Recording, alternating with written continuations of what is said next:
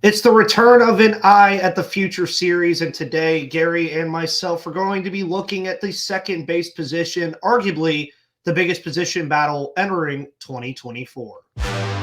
You are Locked On Pirates, your daily Pittsburgh Pirates podcast.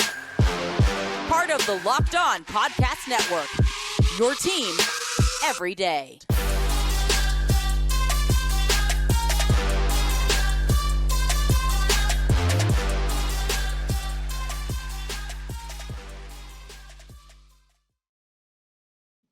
And welcome back, everybody, to the Locked On Pirates podcast here on the Locked On Podcast Network, where it's your team, your Pittsburgh Pirates, every day. Now it's not every day as we are in off-season mode. It'll be 3 days a week. As I mentioned last week, it'll be Tuesdays, Wednesdays, and Thursdays. Ethan likes to have his Mondays off because I work in the service industry and work very long weekends. By the way, whoever sent me the Christmas sweater, the Pirates one that I wore on the show last week that I said was a small, but I wear a medium, thank you for sending me another one that's a medium. I appreciate it a lot. I will probably wear it on the show at some point, or it'll end up in the background here somewhere. So I appreciate the Christmas gifts. And, of course, Merry Christmas, you filthy animals. I know it's animal, but you filthy animals. And also, folks, we're not going to talk about a certain thing that happened in the baseball world over the weekend. I'm just going to defer it to like January or February, Gary. But, Gary, how are you today, sir? I like the idea of deferring it, man. We can do that with anything we don't feel like talking about at the moment. Yeah, I'm doing good, man. Just trying to ease myself back into pretending that $3 or $4 million on the free agent market matters for my team. But yeah, it's a very difficult rationale to have right now based off of some things that happened over the weekend. Folks, you can talk about it in the comments all you want. You can always say, sign Trevor Bauer in my comments, as some of you do on all of my shows, which I really appreciate. But today we're talking about second base, which features a lot of some of my favorite players on this roster. Obviously, Liover Peguero, I'm a major fan of Peguero. He's the one guy where if he got traded, like we always talk about, don't get stuck to these players. If Peguero got traded, I'd probably be a little upset. I like Liover Peguero a lot, but he's not the only one that can be available at the second base position as well. You have Nick Gonzales, former first-round pick. You have Ji-hwan, a guy who can be flexible. I want to see him move to center field. I kind of have been stuck on that notion for a while now that I would like him to be an outfielder long-term rather than at second base. And then, of course, you have everybody's favorite option, Triolo, who is a guy that came onto the scene very well last year. The Pirates seem to like him. Fans like him. He has that utility role type that he can play any position in the infield. But when you look at this second base group, it's a lot of young guys. And I think that when we're breaking down the positional battle aspect of it, when you head into spring training, a lot of these guys are going to be vying to start at that position. And justifying keeping all four of them on the 26-man roster on opening day, how does something like that happen, do you think? I mean, it would have to involve flexibility for them moving around, really. You figure Jared Triolo is probably the safest out of all of them, if only because he can competently play 3 or 4 different positions that they need him to play. Not to mention that his bat has kind of showed a little bit more progress than the others have, at least consistency-wise, despite all the BABIP stuff that you may have heard me talk about on my show this week. That kind of downgrades him a little bit as far as your expectations go. He's still in that running. I guess all 4 of them could make it if they can play enough places and they think they can get enough at-bats for them. That's really what it's going to come down to. And they're not going to have the DH spot probably to play with. No. So if you're not going to have that, and you probably need that to solve the catcher situation anyway, you figure 1 or 2 of these guys is starting in the minors, I would imagine. Which is not at all, folks, a bad thing, I would say. I don't think that's a bad thing at all, because the last couple of years have been questions of who could we get to fill this position or who's going to fill this position. And now you're moving to the tougher questions where the Pirates are having to make decisions on guys that you otherwise wouldn't have had to make the last couple of seasons. I mean, even the thought process of having a Liover Peguero, or a Nick Gonzales in the minor leagues based off of what we had seen from their trajectories in the minor leagues. Sending them back would just be something that's like, whoa, what are we doing here? But then you also think about it, look around the roster. And I think that's where a lot of it happens. Cruz is a lock. Hayes is a lock. Sawinski, Reynolds, Davis, Rodriguez. I'd even go as far as say Connor Joe is probably a lock for the roster because of what he offers the team. Kutch is a lock. I know this is about second base, but maybe we need to peel the onion back a little further, man. Like we're really cavalierly just assuming that this catching thing is going to work out with Henry and Andy, and they're both going to for sure make. I don't think that's for sure. Mm-hmm. Did either of them hit to a degree where you could just go, I have to have it? Maybe not. No. Like let's back off on everything. Like Nick Gonzales could potentially start in the minors. So could Peguero. Mm-hmm. I mean, they could all get jumped by some veteran they go sign because they don't think any of them are good enough to start on opening day. That's very possible. I mean, nobody has shown us anything that we should be rubber stamping a whole lot of this team. Even O'Neal Cruz, I'll give you that he's going to start on opening day and most likely at shortstop. But is he going to finish the season at shortstop? I don't know. That was a question we were hoping we were going to get to answer this year. That was really, I think, the biggest question surrounding O'Neal Cruz at the beginning of the year was, okay, we know he's going to eventually get there with the bat, I would assume. I would say that we can make a good assumption on that.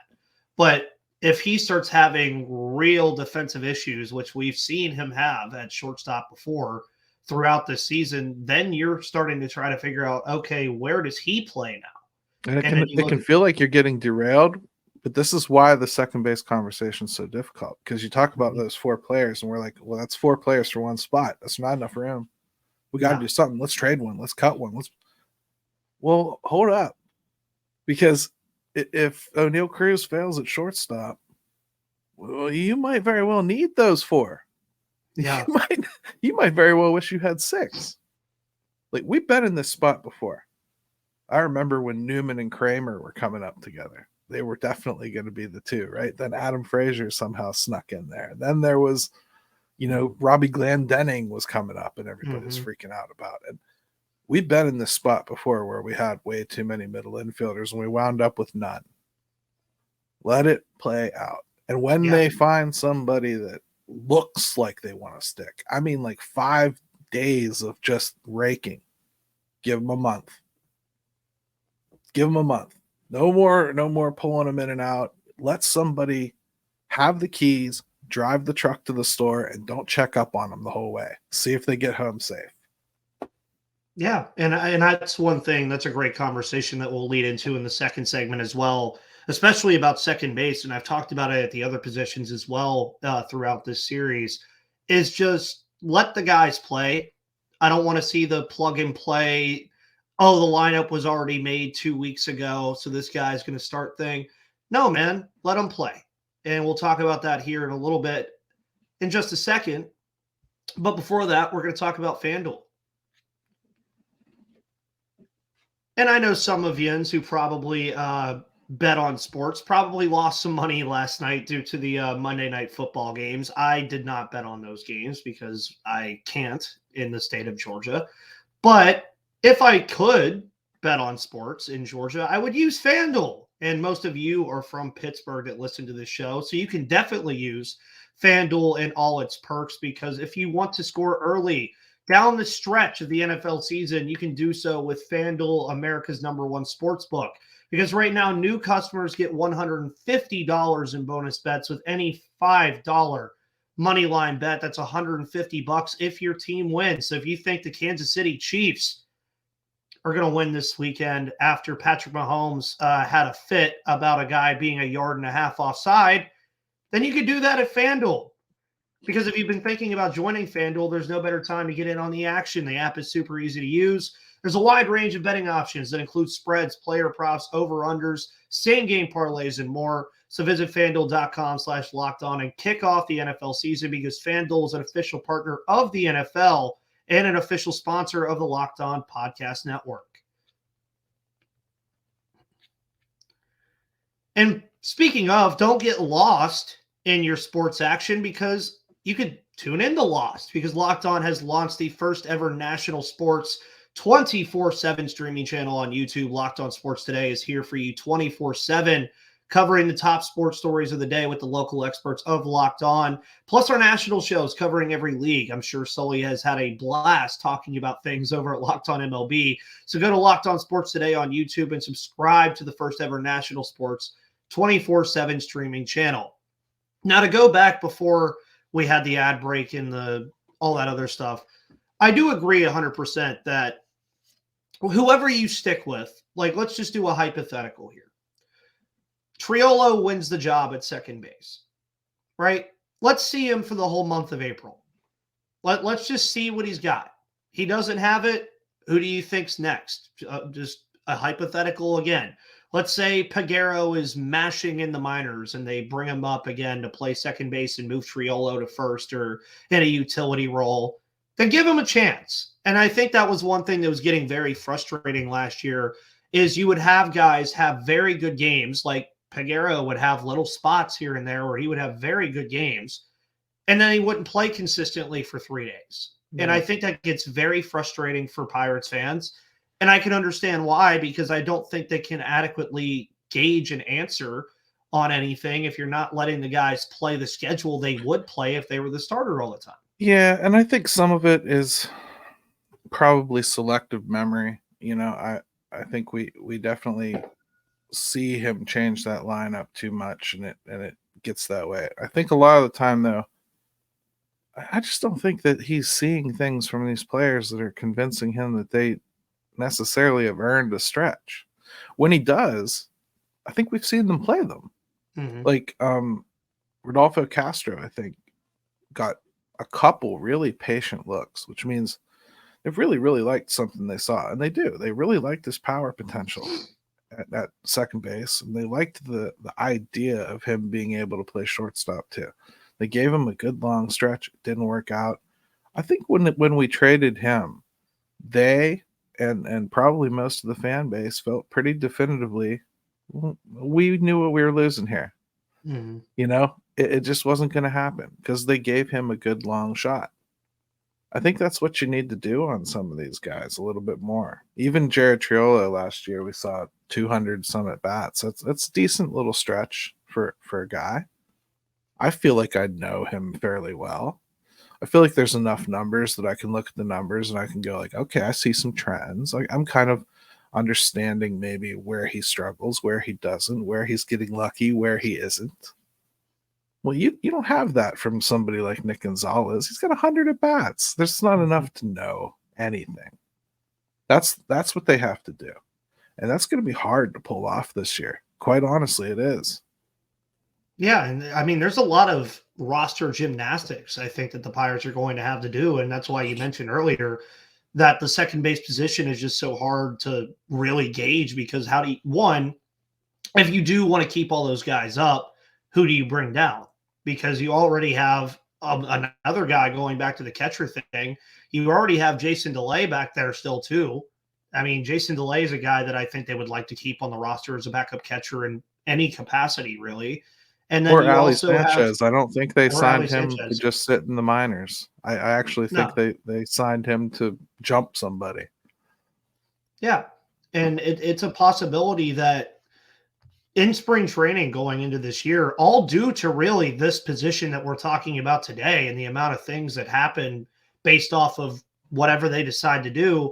I mean, you can also even Jared Triolo's name right now is just a popular name when you're talking about the roster and how it's going to be built, because where do you play him primarily? Is he just a utility guy that moves all over the place, or do you want to stick him at second base? Do you want to stick him at first base? And then if you do either of those things, there's another question that follows it. Okay, if you stick him at first base, which is what a lot of people seem to want to do and want the Pirates to do, then the second base conversation is completely different again, because then you're narrowing it down to Peguero, Gonzales, and Ji-hwan Bae. And as I mentioned earlier, Bae is a guy I'd like to see in the outfield. So then that number that Gary said that everybody's so infatuated about goes from 4 to 2.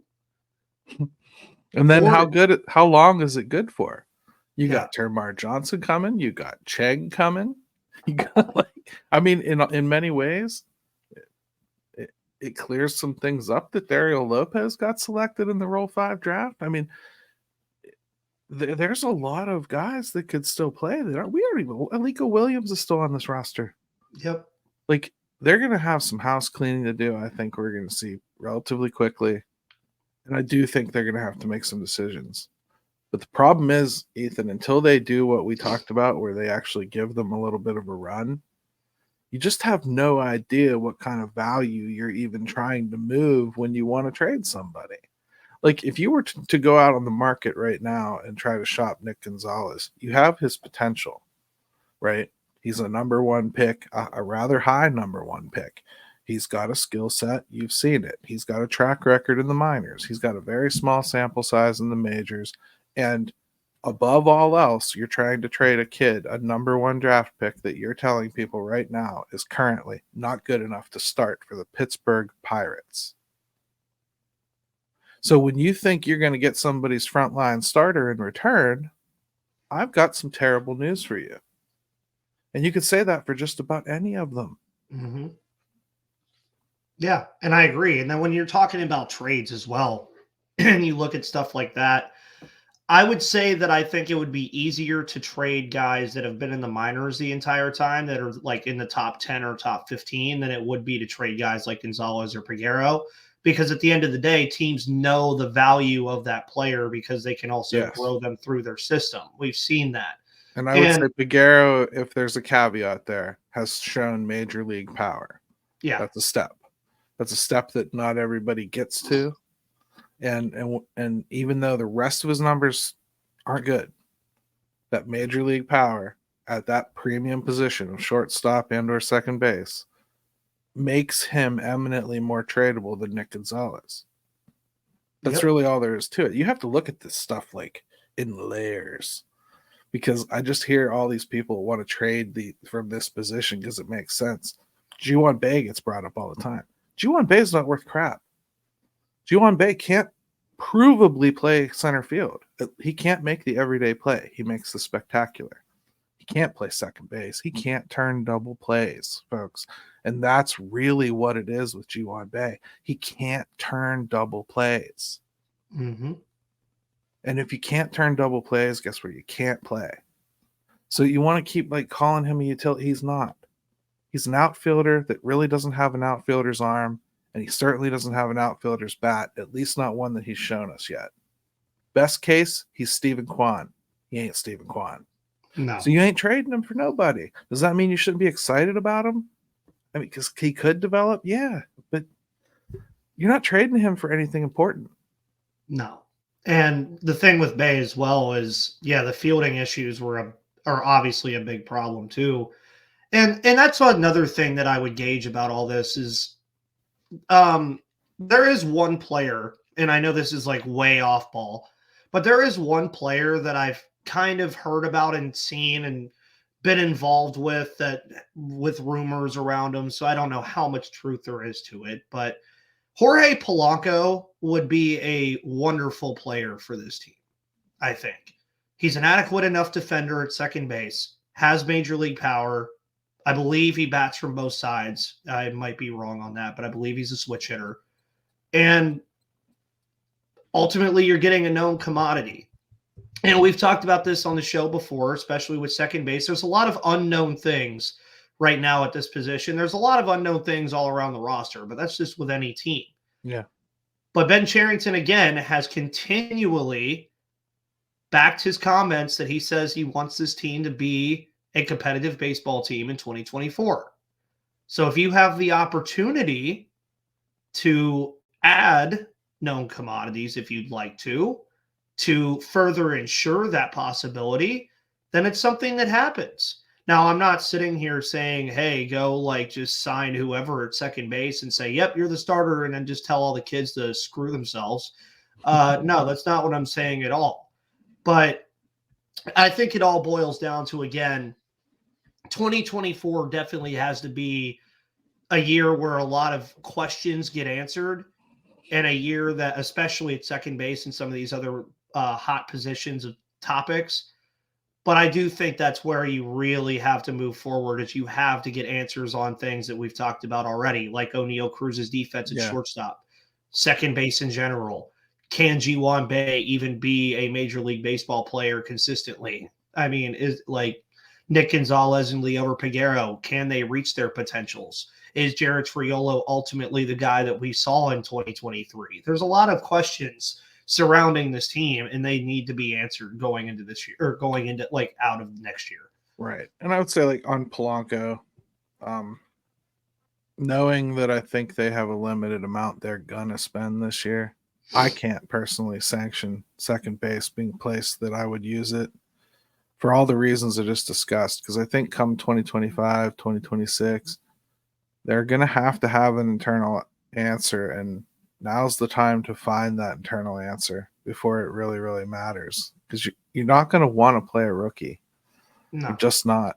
You're going to want somebody that's had a little bit of a taste. And ideally, they have that taste already going to Chang and Termarr and whatnot by like the end of this year, beginning of next year. So you start looking at like developing that out even further. I'm not sure I want to bring a veteran into that. No. I understand kind of thinking that way because Adam Frazier's on the market again too, and cheap probably.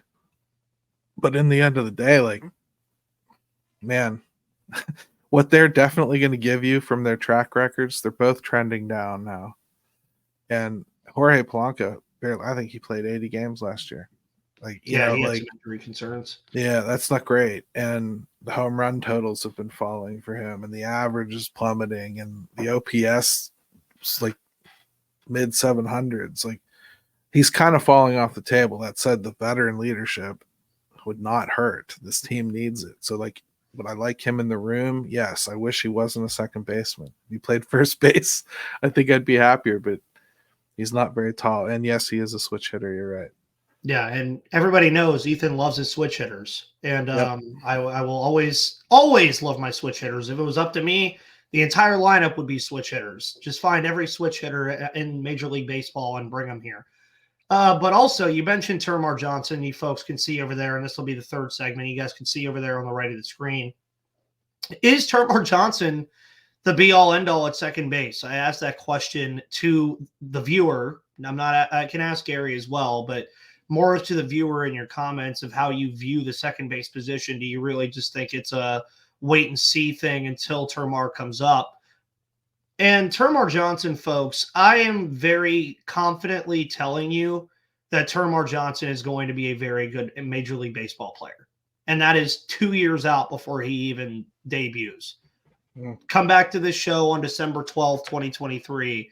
If he doesn't, and it can be old takes exposed for all I care, but I really have that much confidence that Termarr Johnson is going to be a fabulous Major League Baseball player at some point in his career.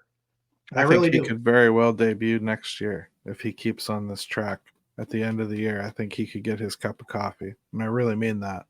I also think he might be a DH, and that's not great because you'd like him to be able to play second base, and he might. But he's definitely not a shortstop. And but come on, Gary. There was people trying to tell me he could play shortstop. He was listed as a shortstop. Yeah, I mean, he can. I remember that one.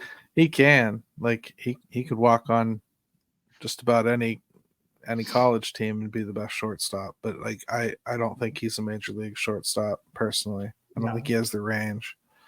And there's nothing he can do to cure that because he's just not tall enough to create the range that you would that you're missing.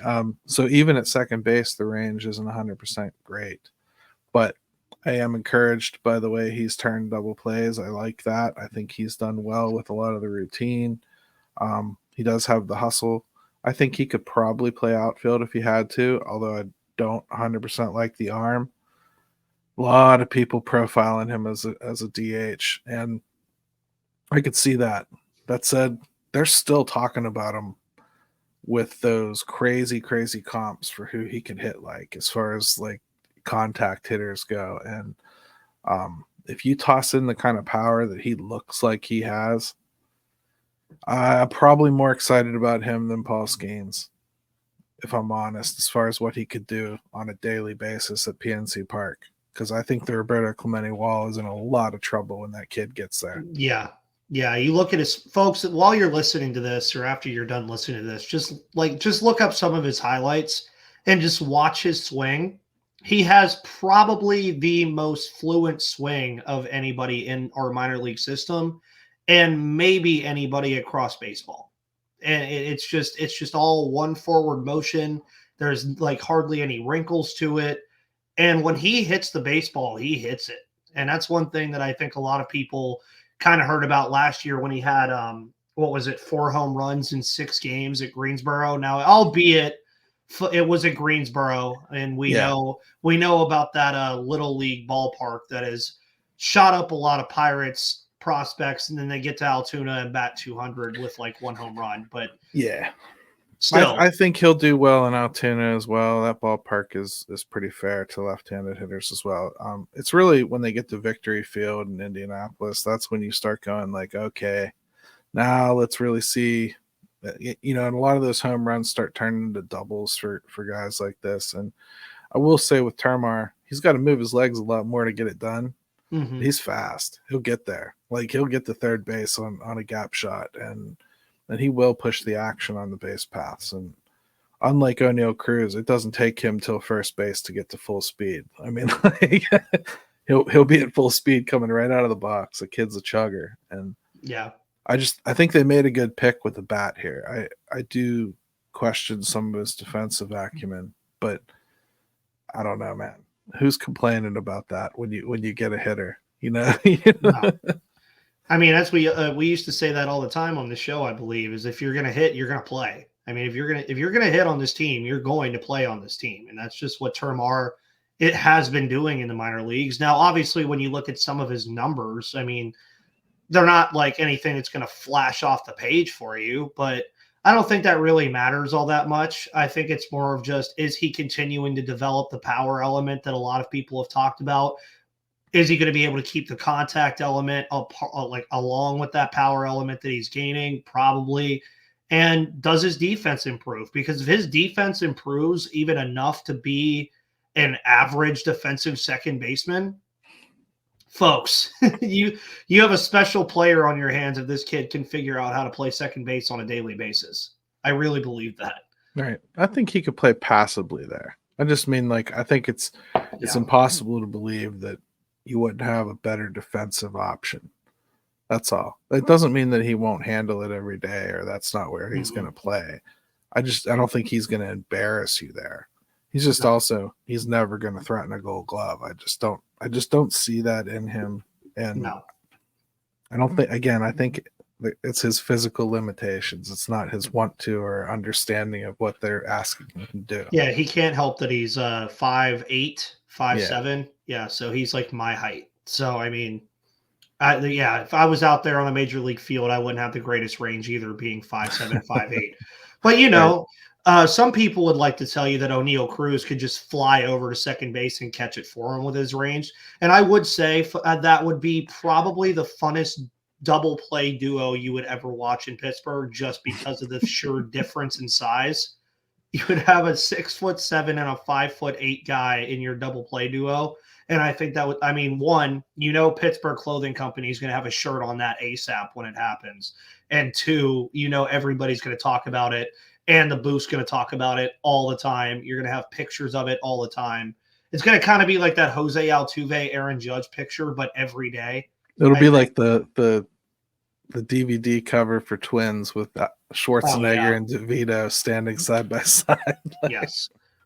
And if they played basketball, they'd be a great pick and roll duo. Say that. Larry Johnson and Muggsy Bogues. Yeah, there you go. There we'd have our own Larry Johnson and Muggsy Bogues, folks. But thank you so much for tuning into this show today here on Locked On Pirates. My name is Ethan Smith. You can follow me on Twitter at MVP_Ethan or at Locked On Pirates, as you always do. We just passed the 1270 mark on subscribers on YouTube, so you can follow on YouTube or Spotify, Odyssey, Google Play, Apple Podcasts, or wherever you get your podcasts. Gary, what do you have planned for the rest of the week, sir? I don't know. I'll probably do an angry rant here probably tomorrow. And then Thursday, got the live stream at 5. Jim and I are probably going to hammer a lot of this Shohei deferment situation. It's got to be discussed. And as much as we don't like making that show a rant, that's probably what it's going to be. Yeah, and I mean, it's a big part of baseball, folks. So make sure you check out all the stuff he's doing this week. I will have a show tomorrow and Thursday for you. Happy holidays. Thank you for tuning into the show, and I'll see you on the flip side.